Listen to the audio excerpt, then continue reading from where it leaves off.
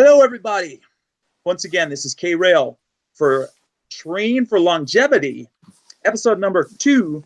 And today I'm going to call this Fit for Life. I'm going to tell you why in a second, because I've got an amazing guest on today's show. Before I get there, make sure to go to restoreyourfitness.com and get my six-pack challenge if you're looking for an awesome workout to do right from the comfort of your home or while traveling. Make sure to go and check out Pine Pollen Superfoods for the top pine pollen supplement in the face of the world. And we're running a special 10% off code right now. If you punch in pollen10, all in capital letters, you get a 10% off discount on there. As well as that, make sure to check out Fitcations.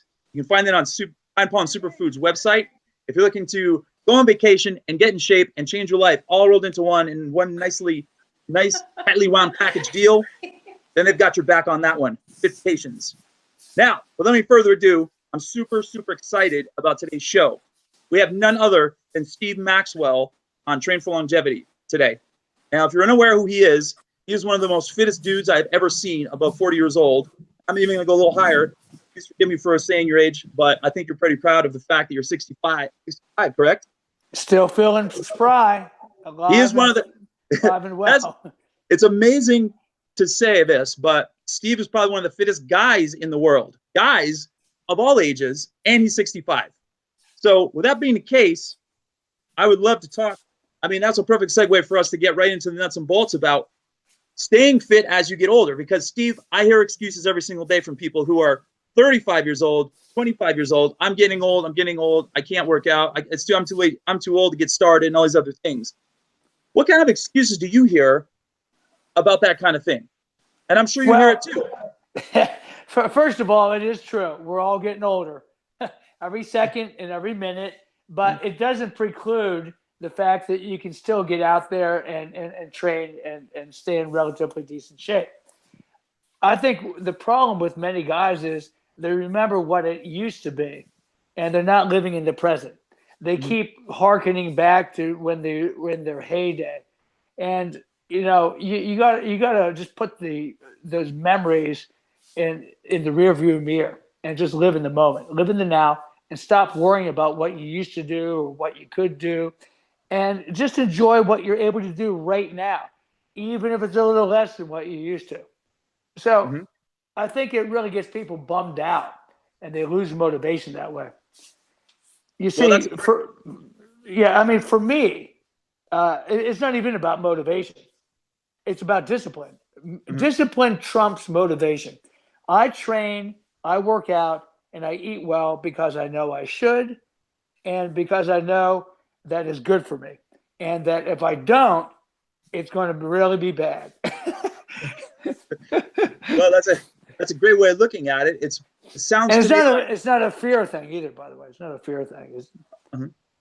Well, I feel it's very important, as you mentioned, to live in the present moment, because oftentimes when we're thinking in the future too far, or we're worrying about the past so much, about things that wronged us or people who have wronged us, we lose sight of what's right here in front of us. And the only thing we should ever focus on is what's happening right now. That's the only thing we have 100% control over. We don't have control about the future. We don't have control about the past. We can talk about it until we're blue in the face. And I don't care about if someone used to be a collegiate all-star football player and they're 30 pounds overweight now and they have back problems. I hear that from people all the time. Oh, man, I was in my early 20s. I was in great shape and I could throw a football 60 yards. And now I'm out of shape and everything's happened bad and yada, yada. And they go on and on about it. And I'm like, okay, well, let's not worry about all the negative things. What's the positive? What's one piece of positive information do we have out of your current situation? You're not in a wheelchair. You're not dead. You can still move. So let's take it to the next level and try to get you moving well. And that's going to be the next aspect of what you're going to do. But you got to start from somewhere, and you got to start in the present moment. Everything happens in the present.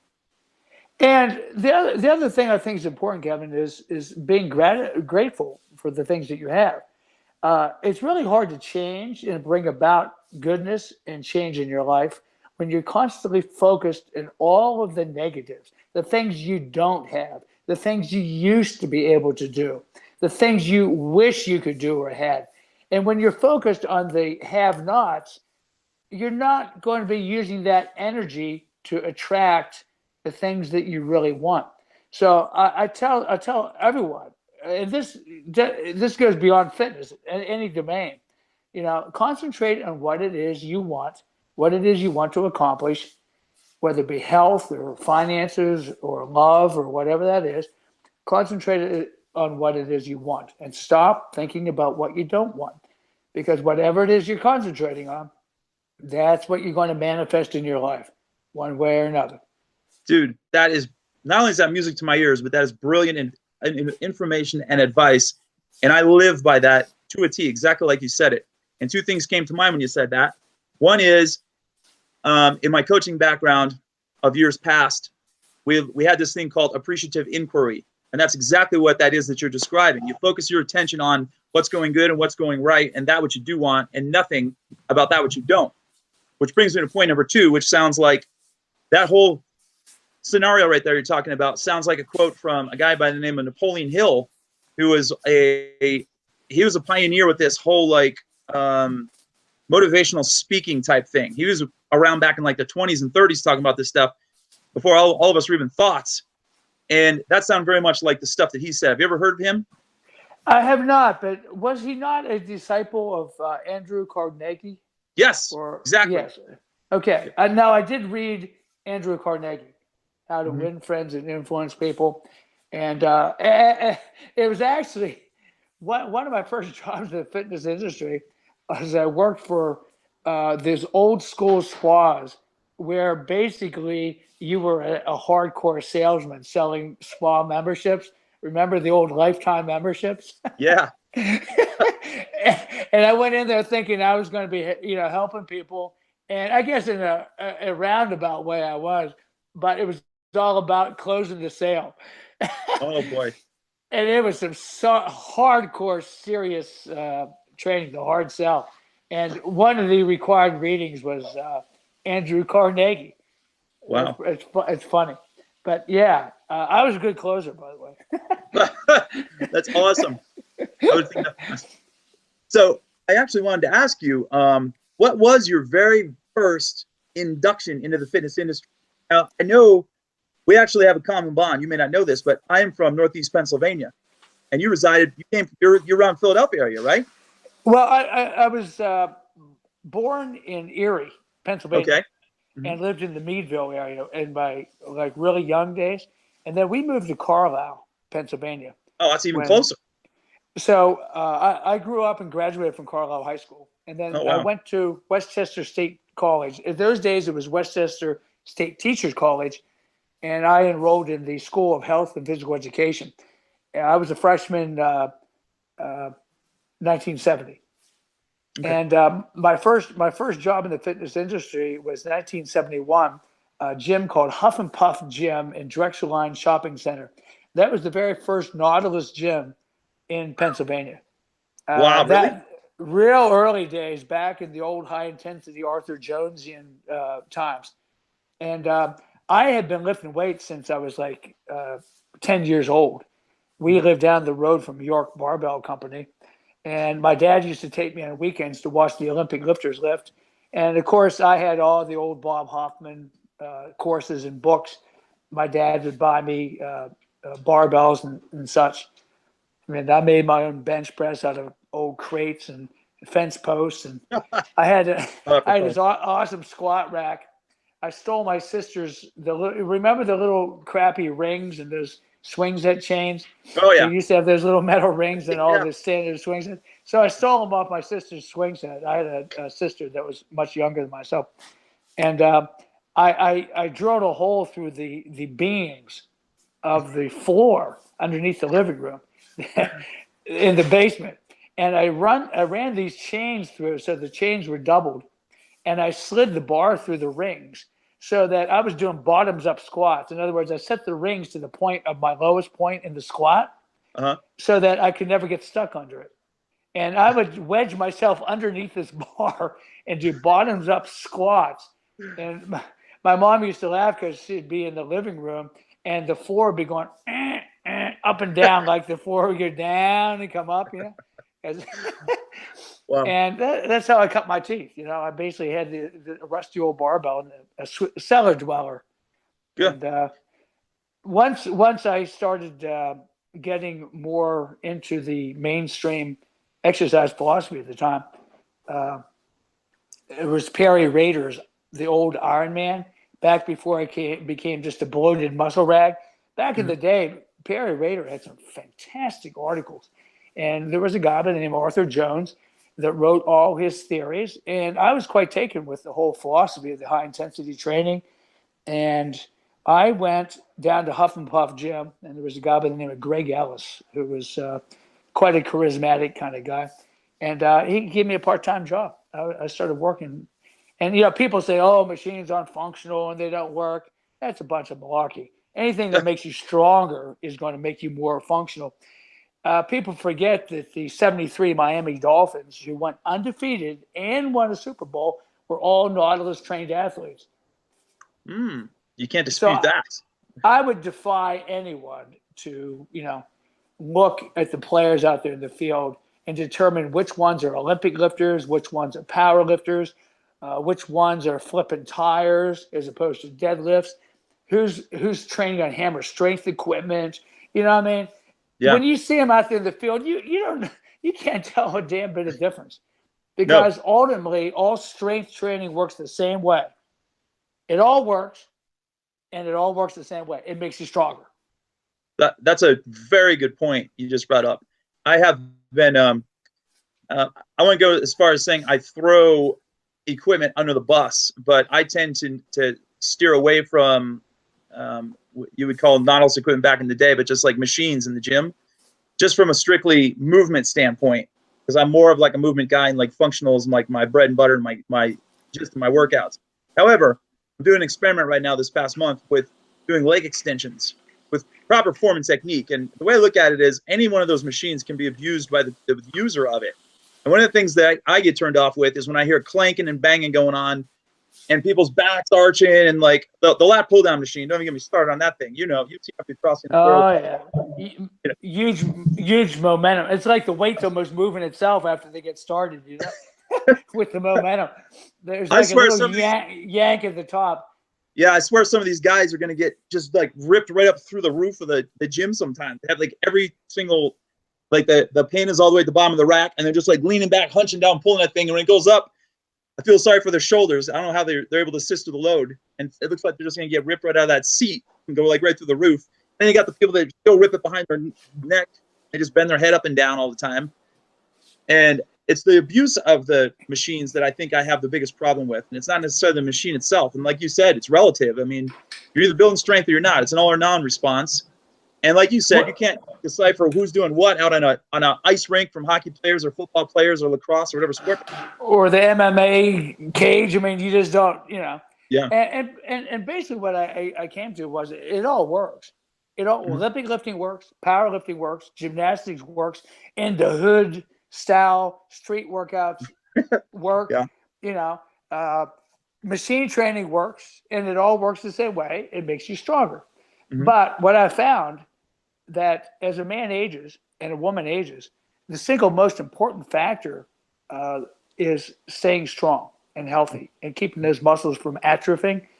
And you need some form of sustainable strength training. More important than stretching is strength training. You can't do much if your muscles atrophy. That's a very good point. You got to keep those babies strong, and then work your mobility and your flexibility along with it. But you got to be strong first. And this is something that most people neglect a lot, especially in the older age. A lot of women will neglect this just out of either fear or whatever. I'll tell you what the fear is with women. They're afraid they're going to get bulky. I don't want my traps to get bulky. I don't want my back to get bulky. I don't want to have a V-shaped back. I want to be lean. I'm afraid to get bulky. That's the big thing. And it's laughable in my opinion. In order for the women to get bulky, like they think they're going to get, they would have to like boost their testosterone through the roof because they don't have as much production as men. And arguably they would probably have to do steroids to get jacked. I mean, the funny thing is most guys can't even get that bulky. I mean, right. I mean, I'm a pretty slight little guy. Everyone in my family is little and skinny. And, most men don't even have the genetics to get all that jacked. And that's another big myth, A lot of guys get really disappointed and whatever. Because what I found, within about 4 years of steady training, what you see is what you're going to get. You're not going to really improve too much after 4 years of steady training. I'm talking about training correctly now. Yeah. I'm not talking about like just doing really stupid stuff. But if you've been training like in a meaningful, progressive manner for about 4 years, that's about it. And for most people, it's not all that much. And that's one of the big myths of the fitness industry. They would have you believe in men's health or men's fitness or whatever, that you have like this unlimited genetic potential for all this size and strength. And it's really disappointing when people believe that, when they realize that they're going to be somewhat limited, that they're never going to have baseball biceps and gladiator pecs and 8-pack abs and buns of steel, diamond-shaped calves. They're just That's not hilarious. going. They're not Well, going to. I know people often have high expectations, and then they have unmet expectations. When those expectations don't get met, that's just basically ego in control. And then they get disappointed and disgusted. And I'm going to go all the way back to what we first started talking about, which is live in the present moment and do what you're capable of doing. If people don't have results overnight or in a week or 2 weeks, they give up. And that's the worst thing that could possibly happen. Yeah, I don't think you should marry yourself to an actual end result. You should marry yourself to a pattern. For example, you said how important strength training is, which I totally agree. So marry yourself to the idea of, I want to do strength training 3 days a week, no questions asked, for the day I die, or something along those lines, as opposed to, I want to gain 20 pounds of solid rock hard muscle and have, buns and guns like nobody else at the end of the year. That's kind of an unmet expectation, And being consistent like that with your routine, in the end, you will see as good a gain as you're genetically capable of getting. It may not be all that much, but I think the worst thing that people can do is try to compare themselves to someone else.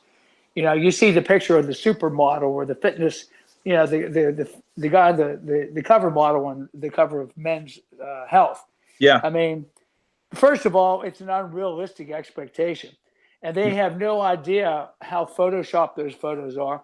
And the fact that these young fitness models who are doing this professionally now will spend 2 to 3 months prepping themselves for a photo shoot. And they look exactly like that for about 1 day. I know that world really well. And that's exactly what I was going to just mention. But you just beat me to the punch. And that is it's a complete bamboozle in my opinion. Because people oftentimes cut out pictures in magazines and stuff, and they put them on walls and put them at their cubicles at work, and they're like, "That's my inspiration. I want to look like that." I'm like, "Well, that's great. You might look like that if you train super hard and eat absolutely 100% clean, and work hard for maybe 9 months, you might be able to look that way for a day. It's not sustainable. And if you have a good Photoshop or paintbrush, or whatever they call that, you're going to be good to go." And let's not forget about the right father and the right mother, the genetic factor of that whole thing. I mean, right. Some people just obviously have a propensity for low body fat and perfect proportions, but they're so few and far between. They're probably like 1% of the population, in my opinion, at least from what I've seen. I have no double-blind study to back that up, but just from observation over a half century in this game, you just don't see too many people like that, and it's unrealistic. But unfortunately, though, it's what's held up to us as an example, and it's false. And it's even worse for the women. It's just totally unrealistic in every way. Most of these people do not exist in the real world. I bet if you and I went down to the local mall right now, we just sat in there and watched the people walk by, maybe you would see one person out of all the people all day long that might look pretty decent, pretty fit. You're absolutely right. I mean, then again, America might not be such a good example. Well, I beg to say, it depends what mall we're in. If we're out in LA somewhere, okay, who lives there, we might be like one out of every 10 people who'd see that, and not just like in shape, but like ripped to shreds and like advertising. No, but like good fit people, yeah. Yeah, and if we go to like some mall in the middle of Indiana or even Pennsylvania, our hometown, Alabama, that'd be a different story. We'd have a hard time. We'd struggle for hours trying to find someone who even was probably in shape, let alone Georgia, some places in southern Florida and so forth. Unless you're down in North Miami Beach or something like that. But It's interesting. I do travel quite a bit, and I do find that there are pockets of different populations where the people absolutely look fantastic. Poland, for example, Mm. wow, the women are just absolutely gorgeous. The guys look fantastic. Russia, I go to Russia quite a bit, and the Russian women are absolutely gorgeous. Uh, Not everybody, obviously, but there's a very high percentage of the people look quite excellent.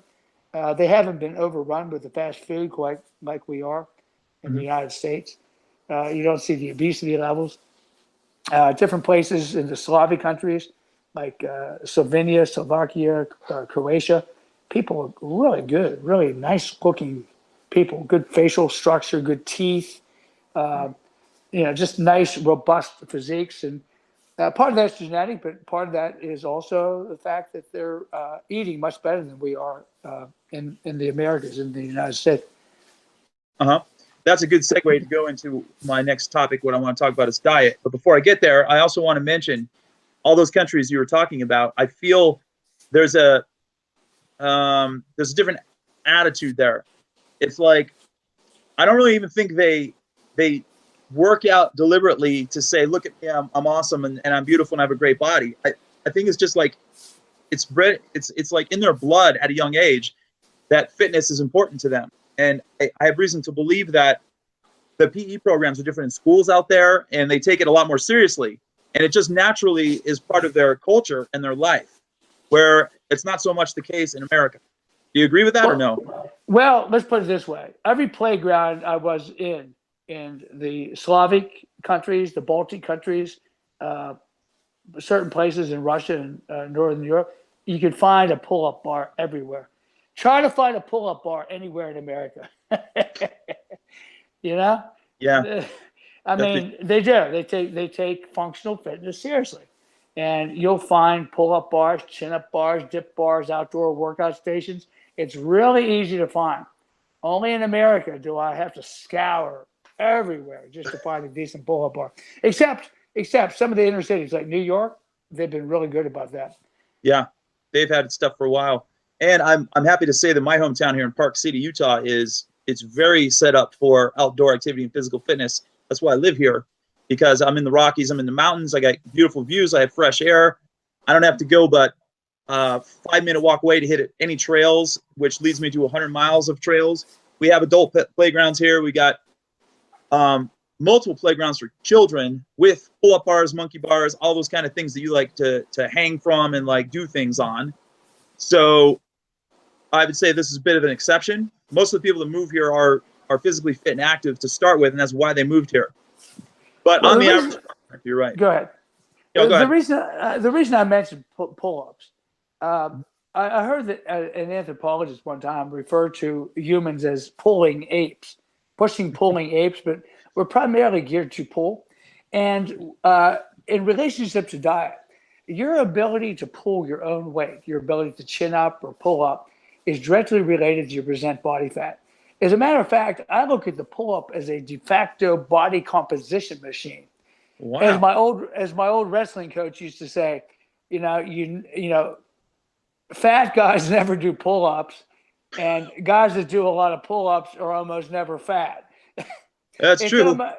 it's like, in order to pull your own weight, you have to have a good strength to weight ratio, and you got to have a fairly low percent body fat, because you're greatly penalized for every extra pound that you're carrying of unnecessary weight. So I like the pull up for that reason.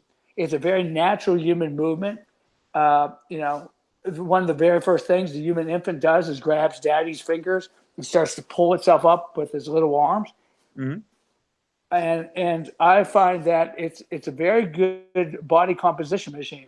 If your time under load and the pull up goes down, it's probably because you've gained fat.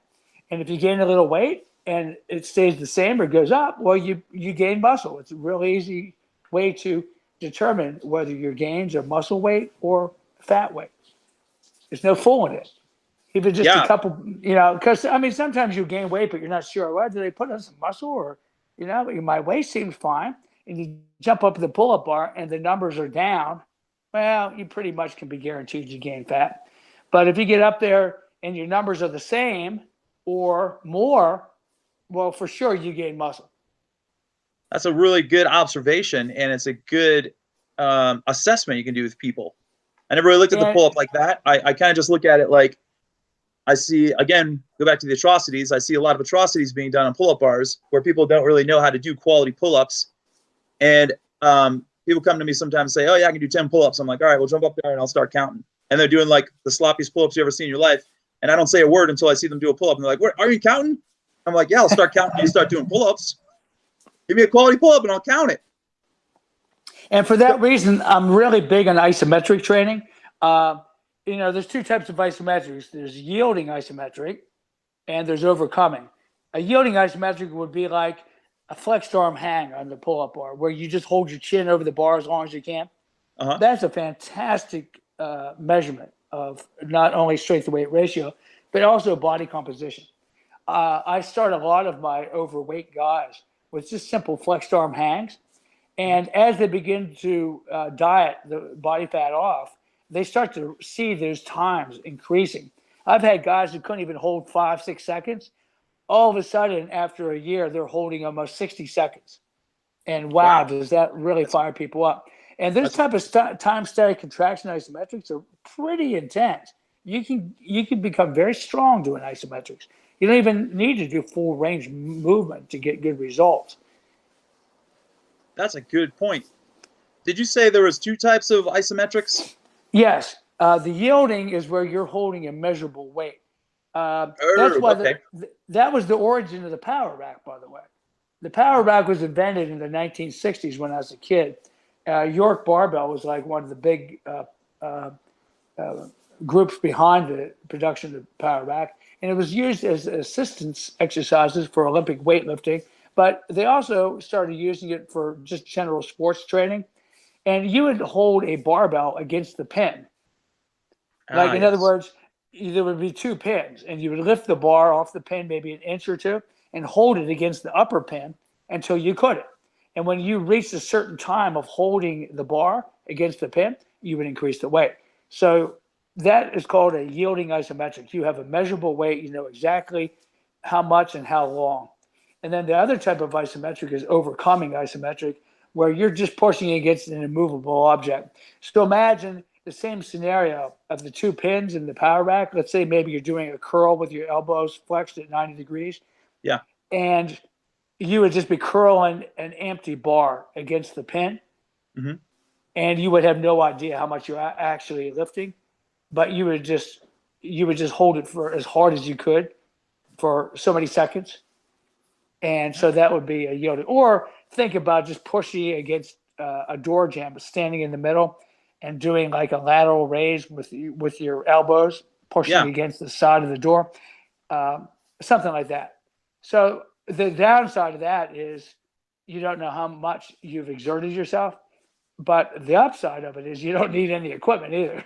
You can really get a tremendous workout anywhere, really, even a prison cell if necessary. Yeah, let's hope it doesn't get to that point. But I was just thinking that in my mind, those are great techniques you can do when you're traveling or in a hotel or Airbnb place or traveling your aunt and uncles during the holidays. So like the people that like to make excuses, the excuses just got thrown out the window, further thrown out the window, in my opinion, by blending some of those into your daily routines. I really like isometrics a lot. Also, I started wrestling when I was like just a little kid, and I've been wrestling and doing judo and Russian sambo, which is like a wrestling judo hybrid. And of course, Brazilian jiu-jitsu since 1989. And it does take a toll on the body. And you get a lot of dings playing this tough boy sports. And for me, I find that isometric training and bodyweight training is much easier on my joints. And I can always find an angle or a position that even for a joint that's been bugging me due to old injuries and such, I can position myself in such a way that I can still strength train pain-free. And in some cases, the strength training actually makes the joint feel better and can even get me out of pain.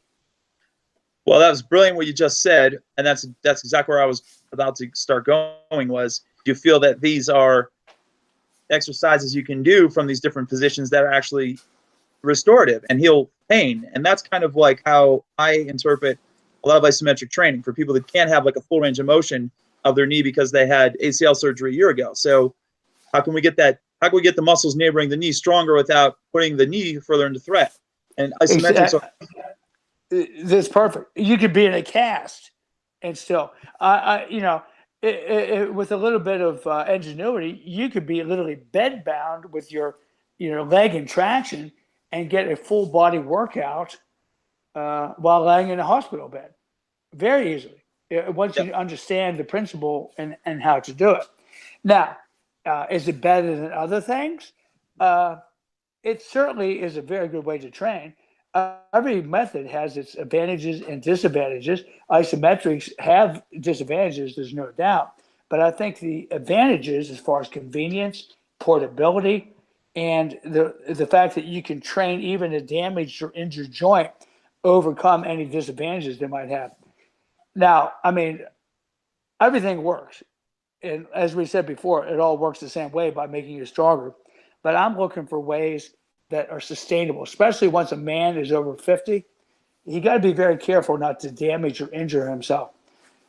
I mean, when we play sports, we kind of expect to get injured. I think it's part of the game, man. Yeah, part of the course. You can't play basketball and throwing elbows and going up for layups and rebounds. You're gonna fall. You're gonna get hit. You're gonna catch an elbow in the head. It's all part of the game, man. Even something like bicycling. I mean, there's always that specter of a fall or an accident or a car coming by. You kind of accept the fact in your recreational pursuits, there is a chance of being hurt. But I'm really animate, and I talk to young trainers all the time. You should never get hurt in your supplemental training. You should not. You should never get hurt in the weight room. And people get confused because powerlifting and Olympic lifting are sports where the goal is to lift as much weight as you can. At some point, you don't know when you're going to exceed your structural capacity, your structural integrity. You don't know what point that might be. So weightlifting is a sport. And yes, you will get hurt at some point. Usually the more experienced guys, the guys that are looking to get, an extra pound or two on the bench, or, they're really pushing the limits. They're the ones that tend to get hurt more than even the beginner powerlifters and Olympic lifters. So those things are sports and recreational pursuits. One of the things, I'm very outspoken critic, I do not believe that powerlifting method or Olympic weightlifting method is the best way to train for other sports. Now, I'm not saying it doesn't work. You can certainly improve other sports through Olympic lifting and powerlifting because it makes you stronger. But I believe that there are safer ways to get stronger. And very rarely do you see any competitive Olympic lifters that are much beyond their 30s. Most of the guys are well retired. Okay, I agree with you 100% on that.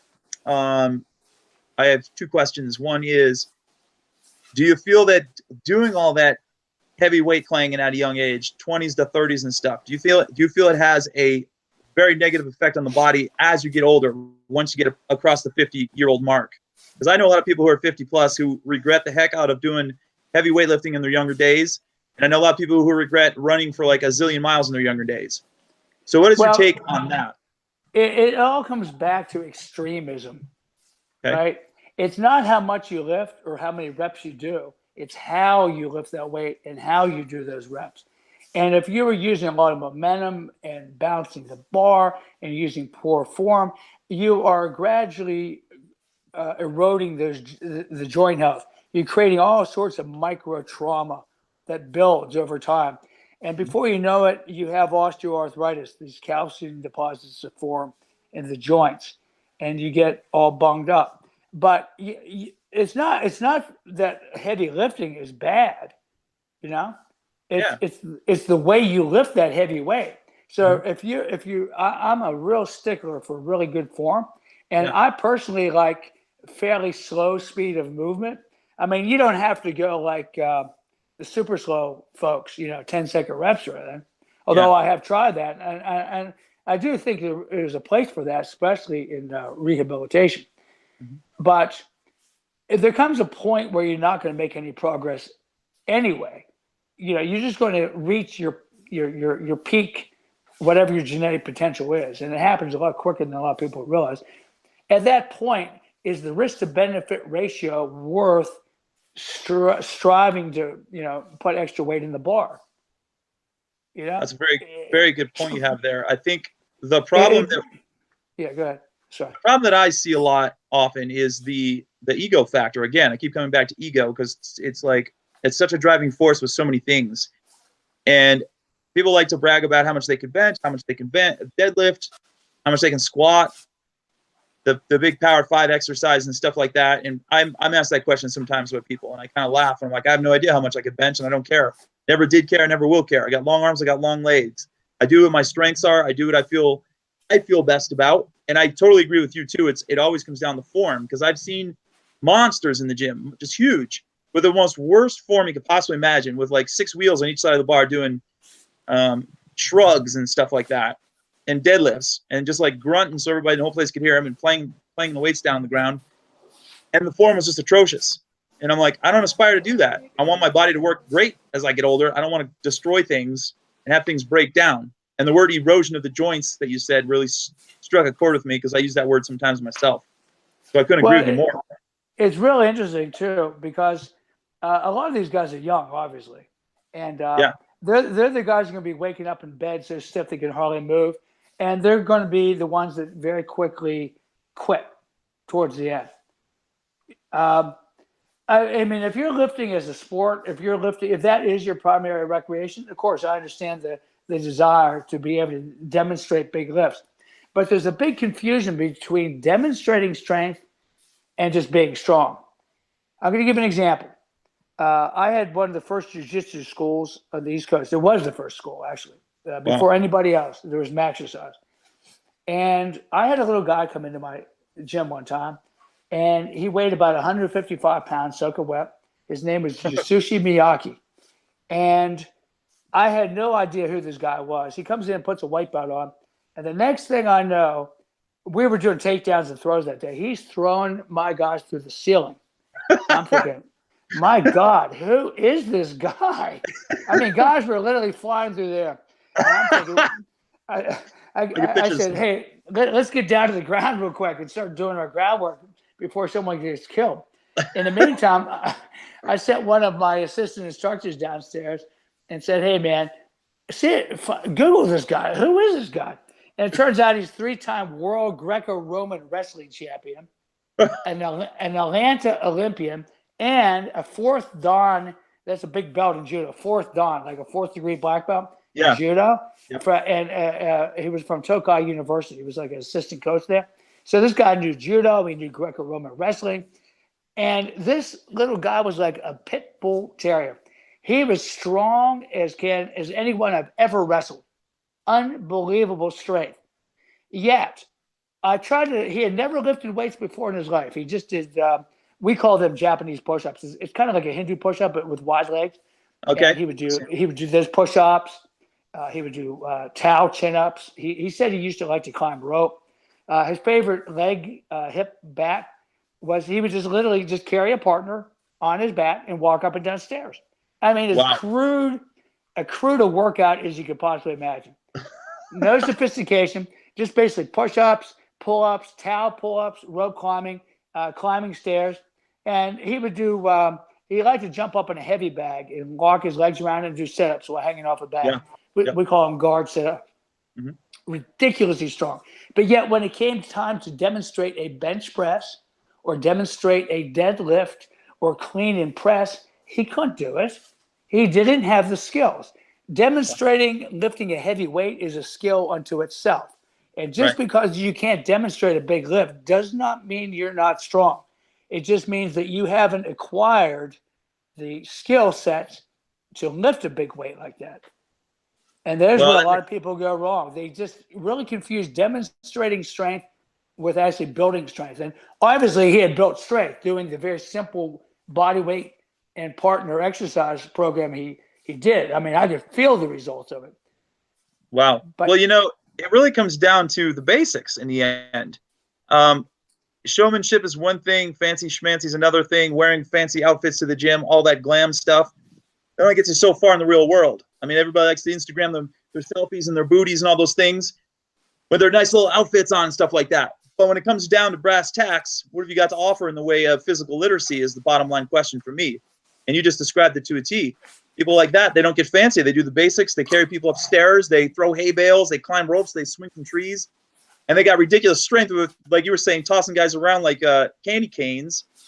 And then you go and try to put him under a bench press. And he doesn't know how to do one. But that shows the irrelevance of I'm not going to say the bench press is irrelevant, but it shows the irrelevance of having to do, you've got to do weightlifting to be like strong. You got to be, you know, high yacht in your sport of choice, etc. This guy obviously proves that theory wrong. You're only good at what you do. You know, you're good at what, you know, I mean, obviously you get a guy that's pretty strong at benching or deadlifting and so forth, not to denigrate those lifts. I mean, you know, I wouldn't want to get punched in the chest by a guy that can bench 400 pounds, you know? I mean, it's all functional. What I'm saying though is being able to demonstrate big lifts requires practice. And believe me, you could take guys out of the weight room and you put them on this simple program that this young Japanese guy was doing, and they would die too. You see? Yeah. And the idea it was for him, he wanted to do exercises to make him better at his sport. He was not doing exercises to be better at doing exercises, and there's a big difference. If I'm doing exercise for the sake of being good at exercise, that's a whole different thing than training for performance. Yeah, you hit that right on the head. But well, that's the basic law of sports specificity right there in a nutshell. It's a carryover effect. Is this lift I'm doing going to help me throw a baseball harder or faster? If the answer to that question is no, you might want to reassess your training modalities. And so, if doing that exercise is causing some type of injury or the risk of injury, for sure you want to eliminate it from your routine and get rid of it. Because once again, I want to lift to help make my joints stronger, more resilient, and make them less susceptible to injury. Because by strengthening the muscles, I'm also creating bone density because the bones are flexing at the shaft. So I'm preventing osteoporosis and thinning of the bones. All my connective tissue is being stressed. The same hormones and so forth that help create muscular growth are also creating growth in the fascial tissue, the tendons, the ligaments. So all those good things are happening. Well, that's all marvelous information. And I want to dig a little deeper into what you just said. So my question to you is, as you get older, we already established strength training is absolutely primary. But you personally, what does your, like, you have like one take home thing about weight training or strength training to tell people who are getting older who feel like, oh, I'm too old to start, or, oh my God, I'm getting older, what am I going to do? I'm going to fall to pieces. If you had one tip to tell them, like about your workouts personally, what would it be? If you've been lifting and working out, don't stop. Whatever it is, you younger guys, just don't stop. Keep doing it. You might have to lighten the weights as you get older. You may be lifting a lot less. You may not be able to get as many reps, but just don't stop. And for you guys that did stop, start. Get back in there. Get back in there. Okay. That would be my best advice. If you stopped, start. If you haven't stopped, good. Keep going. And just go until you die. You know, just like Jack LaLanne. I was gonna say, Jack LaLanne. You know, Steve, I consider you the next Jack LaLanne, to be honest with you. I think I still have a ways to go to catch Jack, but hey, he is definitely inspiring to me personally. I actually met him, and he's really funny. He was a very funny guy. I've followed him ever since I was a little kid, and I knew, like, you know, watching his past history and video footage, archives, or whatever, I knew he was way ahead of his time, and he dealt with a lot of. I mean, I saw black and white videos of him back in like 1958, saying, like, warning us that our nation was in danger. He's like, our nation is going down right now unless you guys start getting active. You have to start working out now, or we're going to have a massive healthcare crisis and the world's going to come to an end and blah, blah, blah. Back in the 50s, he was saying this. Fast forward Yep. to today, and well, look what's happened. You know, it's crazy. You know, and it's funny because there was a guy even before Jack. His name was Dr. John Tilden, and I followed his diet very closely. Tilden wrote his diet and health information over 100 years ago, and even Wow. 100 years ago, he was warning about America's youth, and everything he said came to pass, unfortunately. I gotta look that guy up. What's his name? John Tilden? Yeah, John Tilden, TILD, and all his work is you can find it for free. If you go to the Soil and Health Library and you look at the physical culture section, there's all these old books and PDFs, and also you can find a lot of this stuff online. One of his best works ever was Toxemia Explained. Dr. Tilden used food and fasting as medicine, just like the yogis, the Ayurveda medicine. Yeah. He was a Western Orthodox medical practitioner, but he had found that fasting worked better than drugs. And he found this was at the beginnings of the drug industry taking over modern Western medicine. And he found that fasting could cure just about damn near anything. And he helped people overcome so-called incurable diseases through proper diet and fasting. And he wrote a book, his classic, he wrote a lot of stuff, but his classic book, if you were going to read one, is called Toxemia Explained. You can find that free as a PDF online, Toxemia Explained. When you read that, you'll understand the nature of disease, and you'll have so much confidence in your ability to take control of your own health. You can take responsibility. You no longer have to worry about, oh, doctor, I got a scratch and a sniffle. Please shoot me full of harmful antibiotics because I'm a silly bugger and I believe all that shit. Well, you're speaking my language right there when you talk about toxemia and fasting, because my life revolves around fasting and eating, not just eating clean, but eating like functionally so I can be as optimally healthy as I can in all aspects of my life, from my workouts to my fitness, to my brain function, to like and not eating too much. Yeah, right. Right? Yeah, that boils down to a lot too. So now we're on this topic. Go ahead. I'm sorry. I was wondering. I'm getting all excited. So am I. I'm starting to get revved up here, I can tell. What does your diet look like? What is your eating? What? Tell me a day in the life of eating for Steve Maxwell. I want to know. I eat, well, first of all, one of the number of ways to preserve health and longevity. And I'm not just going for longevity. If I can't function, just dig a hole and bury my ass. Okay. I will pre-dig the hole, just throw my ass in there if for some reason I'm not able to function and move the way I want. But that being said, diet is one of the best ways to ensure that, aside from the exercise. So I push my first meal back till later in the day, and it all depends when I get up. I like to go at least 5 hours in the morning before I have my first meal. Sometimes 6, but usually at least 5. And it will be a very light kind of breakfast. Chia seed pudding with some fruit, sometimes just chia seed pudding, something like that. Okay. And then my next meal will be about 5 hours later. It will be my chief meal, and that will be a protein, animal protein, along with a large raw leafy green vegetable salad. And okay, then, sounds delicious. And then sometimes that will be my last meal of the day. I won't eat again until the next day. Or if I do get a bit hungry, I'll have nothing but fresh fruit before bed. Really? That's like last night, I ate like about a pound of cherries. Beautiful, delicious cherries. Really good. Really fresh. All the cell salts and, all those things. But it might vary. Like when I was in Australia, I'd have a nice big bowl of mangoes. The mangoes are delicious there. When I'm in Hawaii, I'll have papaya, maybe some pineapple. And occasionally, I'll have a little dairy. I like to take yogurt, and I make like a yogurt drink, like a little yogurt latte. I mix the yogurt with water and thin it out into a nice thin little drink. Mix a little ginger in there, maybe. I'll use a little sweetener, like a little raw honey or something. I like sweet stuff a little bit. and I'll sweeten it up with a little honey, and I'll just sip the yogurt. And of course, very important, you got to masticate. So chew your liquids and take your solids and chew it into liquid.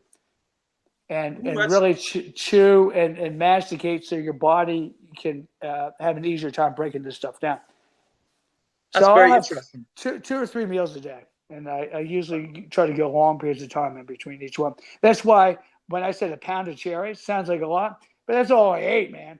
And I had gone in and I had taught a couple classes. I wrestled with a kid about half my age. I wrestled with this guy for about an hour and a half.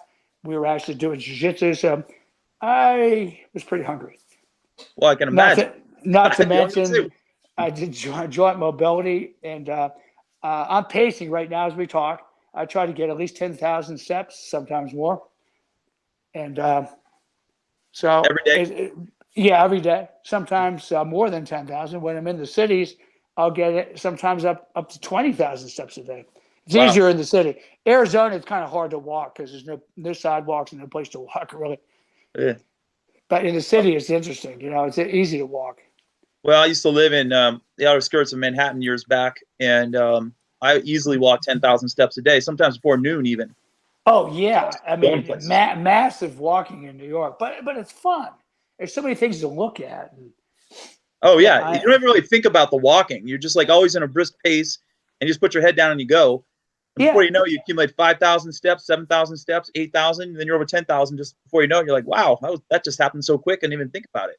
Yeah, we my girlfriend and I call it 10 before 10. Try to get the 10 in before 10 o'clock. That's impressive.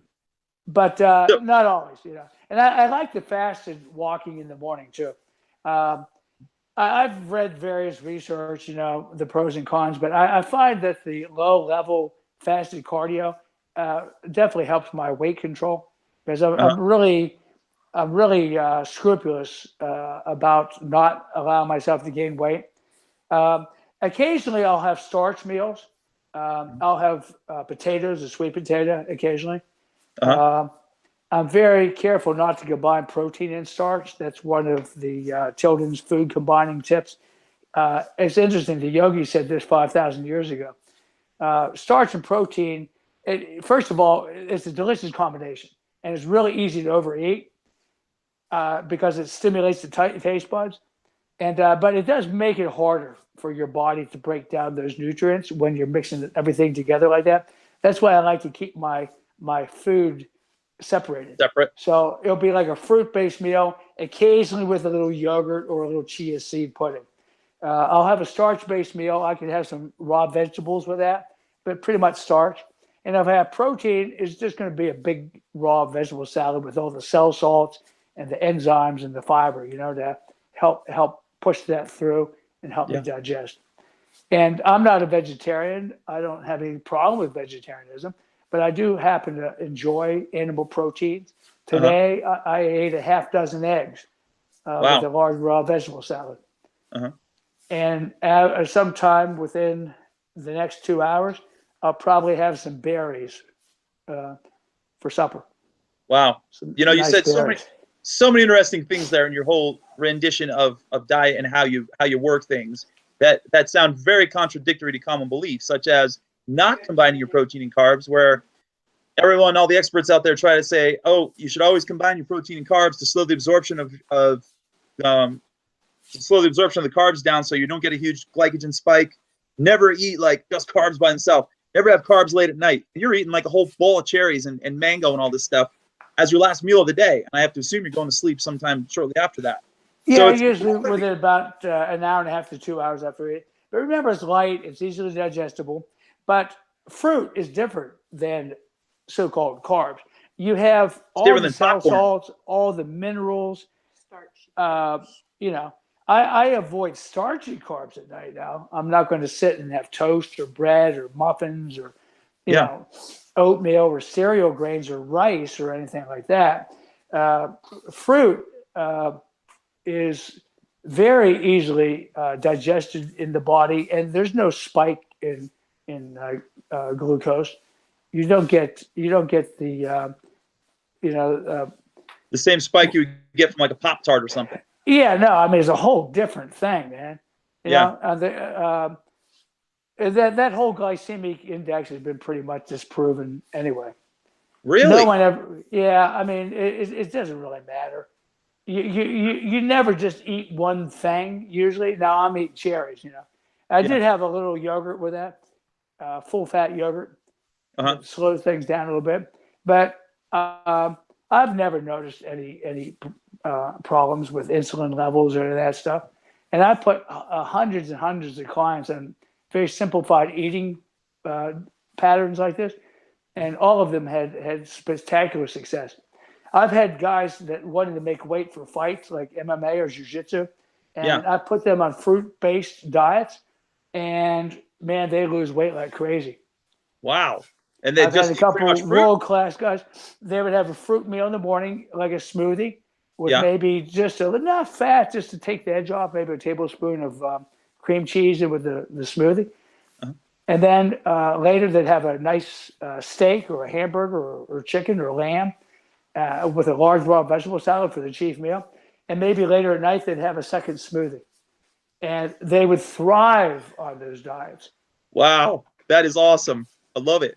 Because I'm a huge And experimentalist with diet and food and everything. And I just love hearing things like this because it fires me up to try some more experimentation myself. And if I find that someone's using something that works with other people and you've had time test results with it, I'd love to hear that because then it debunks all these other people out there who are telling you got to go this direction and do this or you're doomed. But well, there's more to life. that overemphasis of protein too, I find that could really rapidly accelerate the aging process if you're not careful. A lot of people really overconsume protein in our society with this idea that you just can't get enough. This whole idea of building muscle and so forth. But in my experience, overeating protein is one of the worst health things that you can do. It's hard to digest that protein. And remember, it's not what you eat, it's what you can digest. Yep. So I totally if agree a with that. person's really overeating and they're not chewing their foods and they're pouring all this stuff in there, a lot of this stuff is either putrefying or fermenting in the gut. And you'll know if it is because you have big stinky farts. And if you're farting your ass off in bed at night and or you're having either really loose bowels or you're constipated, and it means you're inflamed. You're suffering inflammation. The guts are inflamed, and you're developing all these toxic gases in the gut, and you reabsorb a lot of those toxins through the membrane of the gut, and it creates all sorts of inflammation response. People's joints ache and everything else. Everything works together. Well, I In feel like modern medicine, everyone tries to separate everything. You know, you have your gynecologist and you have your internist and you have your cardiothoracic guy, orthopedics. as if the body can, you know, I mean, it all works together, Yeah. including your dental health and everything else. Yep. And I believe that everything starts in the gut. If your gut isn't firing on all cylinders, nothing else will be. And that's what causes inflammation, brain fatigue, psoriasis, skin conditions, all these other things that are happening to people, colds, compromised immunities, and everything else. I think if your stomach is out of whack, because I mean, you eat food, it goes in your stomach, gets digested, it gets distributed out through your body. And it makes sense to me that you want to keep your stomach as strong as you can on the inside as well as the outside. Well, you know, this susceptibility to colds and flus, you know, there's like this big flu thing going on right now. But as you said, your immunity starts with your digestion. Weak digestion, weak gut, weak immunity. And one of the best things people can do to build their immune system is to make sure that they have really good digestion. And how do you do that? Well, eat infrequently. These people that like eat 5, 6 small meals a day, Yeah. they're in a chronic state of digestion, man. They're just never ending digestion. Your internal organs need a break. That is profound. Eternal state of digestion. I love that statement right there. That spells it out perfectly. And then your hormones are all kind of like jacked up, in my opinion, when you're always eating every couple hours. Your ghrelin levels are like all over the place.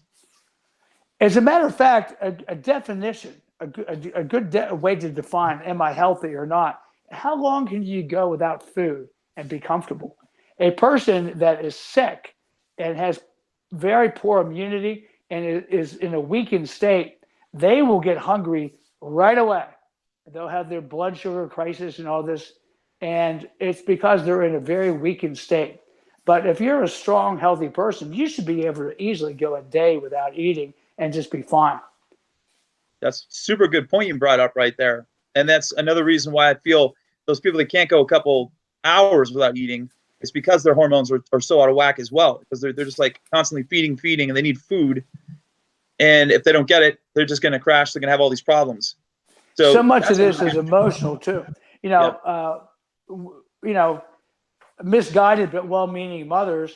I mean, we've all probably experienced this because most of our parents didn't know what they were doing. But you know, you'd be sick and throwing your guts up, and they say, "Oh, try to eat." You know, and that was always the rectification for everything, wasn't it? It was always, and it was this huge fear that developed over being a little bit hungry. And I would maintain that most of your listeners out there have never, ever had true biological hunger in their entire life, unless they fasted. Like, you know what biological hunger is because you fasted. Yeah. You know, I went 14 days one time without eating. I know what true biological hunger is. And only if you've done that and abstained from food for a prolonged period of time do you know what true biological hunger is. All this other stuff is what I call habit hunger. You're in the habit of eating at 12 noon. Oh, my tummy knows I usually fill the old pie hole at 12 o'clock every day. And now you start getting the tummy rumblings, and people mistake that for true hunger. No, it's just an over-acidic stomach. Your stomach's producing acid like clockwork, like Pavlov's dogs. You're not hungry, dude. You can go and don't panic. The tummy rumblings, just have a nice tall glass of cool water. It'll go away. Get your mind preoccupied with some type of fulfilling project or some type of artistic self-expression, and you will soon forget about your little tummy rumblings. Yeah. And, you know, that only lasts for maybe a minute, that little stomach rumble of hunger. Because I challenge people to time it when it does. And it's gone. It's here and gone in no time. And then once it goes away and dissipates, you come back down to a low level of hunger, and your brain function actually goes up. The adverse happens. Well, there was no old saying back in the day, the hungry dog runs the furthest. The most dangerous animal, the most dangerous predators are hungry predators. When they start getting in that state of the beginnings of starvation, where now that hunger is kicking in, all of your predatory instincts are very strong. Your killer instinct is the strongest. You can channel that. You can channel that into all sorts of projects. You can use that type of edge to help you with creativity, instead of like dulling it by filling your stomach with all this food and becoming a dullard. You can stay sharp, really sharp. Dullard. Like an alpha predator out there. Yeah. And I think one of the best ways for people that want to shed weight is get yourself preoccupied with a creative project. For guys, if you like woodworking and working with your hands, or you like working with auto mechanics, or painting, or, I mean, even more artistic than that, maybe drawing, watercolor, poetry, just write a daily diary or log, charcoal sketches, something, man. Do something, music, play an instrument, take piano lessons. I'm working with a cop right now, a Philadelphia cop who's also a SWAT team member, who started taking piano. And the guy's, he's almost close to 30, but he always wanted to play. And his job is so stressful, especially since he lives in Philly, with the Eagles winning. Oh, boy. Crazy. Some idiot drove his car up the art museum stairs. You know where Rocky? Yeah. A guy drove his car. What kind of fool? Oh, my team won. I think I'm going to drive my car up the art museum stairs. No, you made it up there. Well, that's what this poor cop is dealing with every day, those guys. So he's taking piano lessons. I thought, dude, that is the greatest thing I ever heard. He always wanted to do it. And what a wonderful outlet for him to create beautiful music. So take a music lesson, sing, dance, go take ballroom dancing or something. some type of creative self-expression, and get yourself out of this sitting around thinking about your next meal all the time. I love it. That's exactly what my philosophy is too. It's the same exact thing. I do have one question for you though, and then we're going to wrap up. We're running short on time here. When was the last time you had ice cream, and what flavor was it? It was a coconut ice cream made out of coconut milk. It was just coconut flavor. It was in Maui, and it was one of those like little dessert things after a really hard day.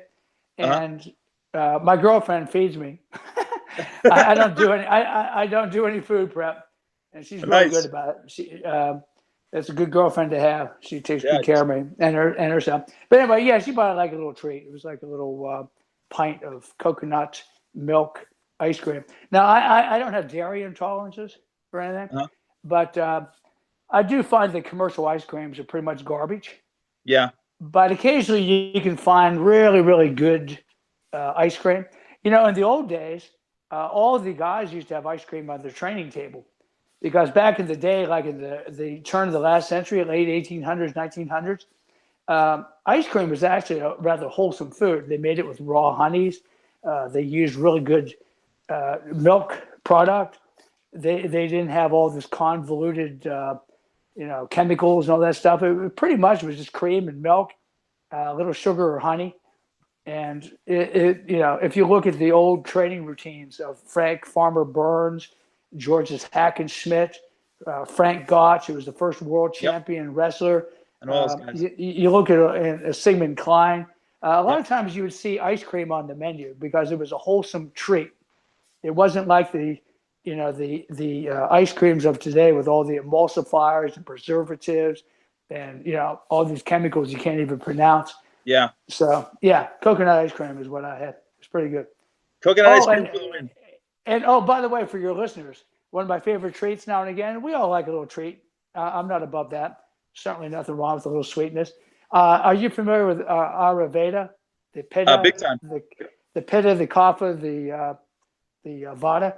I'm a Pitta, and Pittas are one of the hot constitutional type, and we do well on slightly sweeter things than, let's say, a Kapha, who tends to put on weight. But have you heard of banana whip? Frozen bananas? But dude, it's the stuff, man. You can but you can also freeze some mangoes or strawberries and stuff. And you freeze bananas in the fridge in tin foil, and then you throw it into the blender, and you just whip it into this delicious, thick, whipped dessert.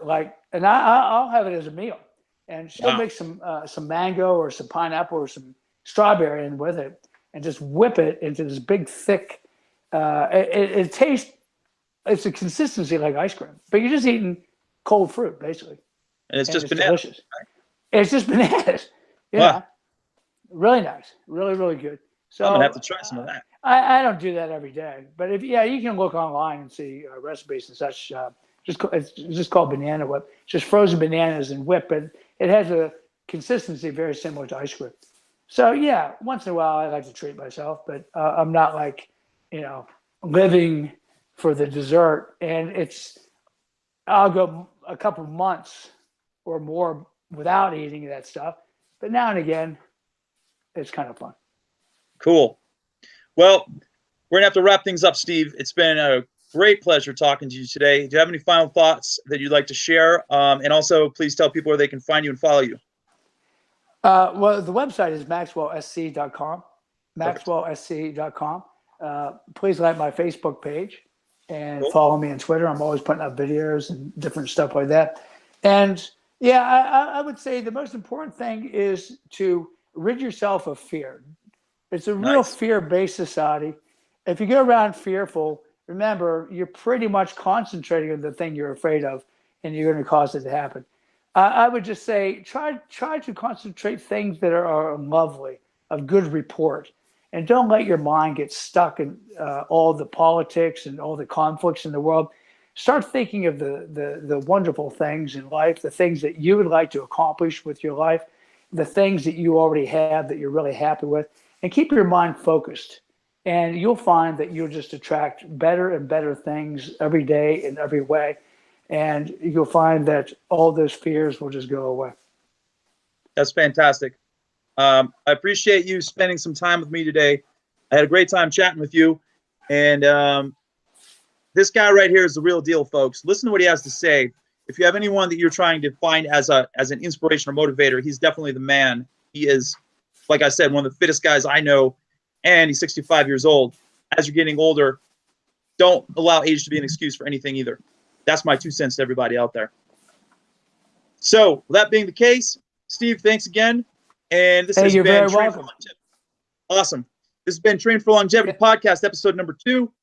And make sure to go to Pine Pollen Superfoods and punch in pollen, all in capital letters 10 for a 10% discount on Pine Pollen. And make sure to go and check out Fitcations. If you're looking to get in shape and go on vacation at the same time, you can find them on Pine Pollen Superfoods website.